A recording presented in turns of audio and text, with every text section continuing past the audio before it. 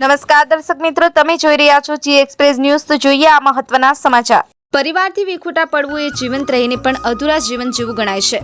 પોતાના પરિવારથી વર્ષો સુધી દૂર રહી જવાનું દુઃખ વર્ણવી શકાય તેવું હોતું નથી। આવી જ એક સંઘર્ષની હૃદયસ્પર્શી કથા છે બિહારના મુઝફ્ફરના બુધનગરાના કિરણબેન શાહની।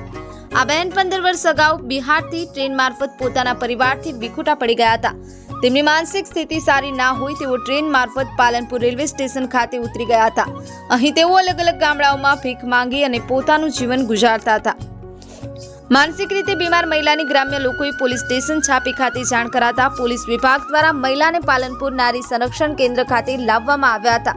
આ અંગે નારી સંરક્ષણ કેન્દ્રના મેનેજર શ્રી નીલોફર દીવાને જણાવ્યું કે આજથી લગભગ 6 મહિના પહેલા કિરણબેનને નારી સંરક્ષણ કેન્દ્ર ખાતે લાવવામાં આવ્યા ત્યારે તેમની હાલત ખરાબ હતી। આ બહેન કંઈ પણ બોલી કે વિચારી શકે નહીં તેવી હાલતમાં હતા। મારું નામ નીલોફર છે અને હું નારી સંરક્ષણ કેન્દ્રમાં મેનેજર તરીકે ફરજ બજાવું છું। આજે એક બેન છે જે કિરણબેન પ્રદીપભાઈ સાની અહીંયા નારી કેન્દ્રના અંદર 6 માસથી આશ્રય લઈ રહ્યા છે અને એ પોતે છાપી પોલીસ સ્ટેશનમાંથી અહીં એમને મૂકવામાં આવ્યા હતા અને જ્યારે એ આવ્યા ત્યારે એમની માનસિક હાલત બહુ જ ખરાબ હતી। જ્યારે એમને પૂછવા પણ કંઈ જતા એટલે એ પોતે બીજાને મારવા દોડતા અને એમનું વર્તન બી સાવ ખરાબ હતું અને આમ ડર લાગે એ રીતનું વર્તન હતું। પછી નારી સંરક્ષણ કેન્દ્રમાંથી એમને અમે માનસિકની દવા ચાલુ કરાવી સિવિલ હોસ્પિટલ દ્વારા। દવા ચાલુ કરાવી ધીમે ધીમે એમના વર્તનમાં થોડું પરિવર્તન આવ્યું અને થોડું બિહેવિયર એમનું ચેન્જ થયું અને સારી રીતે વાત કરતા થયા। જ્યારે એમને પૂછ્યું કે હવે તમે કયા ગામના છો તો એમને પોતાના ગામના અલગ અલગ નામ બોલતા હતા। અમને સ્પેસિફિક એક ગામનું નામ નહોતા બોલતા કે અમને ખબર પડે એમ, અલગ અલગ એ નામ બોલતા હતા। પછી અમે અલગ અલગ નામ લખતા રહ્યા અને એ રીતે અમે અલગ અલગ જગ્યાએ કોન્ટેક્ટ બી કરતા રહ્યા પણ કોઈ કોન્ટેક્ટ થયો નહીં। પછી થોડી વધારે તબિયત એમની સ્ટેબલ થઈ એના પછી અમે ફરી એમને વધારે કાઉન્સેલિંગ કર્યું ત્યારે પણ એ લોકો ખાલી ઓનલી ફોર એક જ વસ્તુ બોલતા, મુઝફ્ફરપુર બિહાર।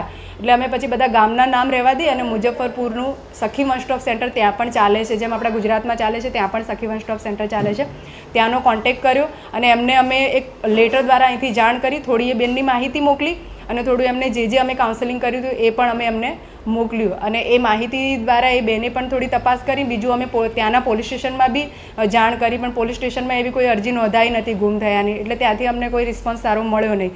પણ સખી વન સ્ટોપ સેન્ટરમાંથી પછી જે અમે માહિતી આપી તેના દ્વારા અઠવાડિયા પછી અમારા પર ફોન આવ્યો કે એ બેનનું ઘર મળી ગયું છે અને એ સખી વન સ્ટોપ સેન્ટરના જે કેન્દ્ર સંચાલક હતા એમને અમારી જોડે જે વાત કરી, એમનો સરસ રિસ્પોન્સ હતો, એમને એમના ભાઈનો નંબર આપ્યો અને અમે આ બેનને એમના જે ભાઈ હતા એમની જોડે વાત કરાવી વિડીયો કોલથી અને વિડીયો કોલથી વાત કરીને એમના ભાઈને ઓળખી ગયા અને એમને કીધું મારો ભાઈ જ છે અને પછી રડવા બી લાગ્યા હતા ફોનમાં, એમને બહુ થયું। પછી એમના ભાઈ જોડે અમે વાત કરી કે ક્યારથી તમારાથી વિખૂટા પડી ગયા છે એમ, તો એમને કીધું કે બેન એ 15 વર્ષથી વિખૂટા પડી ગયા છે અને 15 વર્ષ પછી એમના બેન જોડે એમનું નિધન થતાં એ બહુ ભાવુક થયા અને જેથી અમને કલેક્ટર સાહેબની મંજૂરી લઈ અને કલેક્ટર સાહેબે બી અમને સારું એવું અભિનંદન પાઠવ્યું કે અમે સારું એવું કામ કર્યું છે એના માટે અને કલેક્ટર સાહેબની મંજૂરી લઈ અને પોલીસ એસ્કોર્ટ ફાળવી અને વાહન દ્વારા એમને આજરોજ બિહાર મુઝફ્ફરપુર મૂકવા ગયેલા છે। બનાસકાંઠા જિલ્લા કલેક્ટર મિહિર પટેલની મંજૂરી અને માર્ગદર્શન હેઠળ આ બહેનને પોતાના પરિવાર સાથે મિલન કરાવવા પોલીસ એસ્કોર્ટ વાહન સાથે રવાના કરાયા હતા।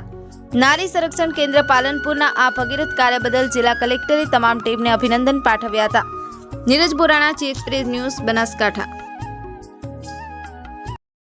जी एक्सप्रेस न्यूज चैनल को सब्सक्राइब करना ना भूलें। ताज़ा अपडेट पाने के लिए बेल आइकन पर क्लिक जरूर करें। हर न्यूज़ को लाइक करें।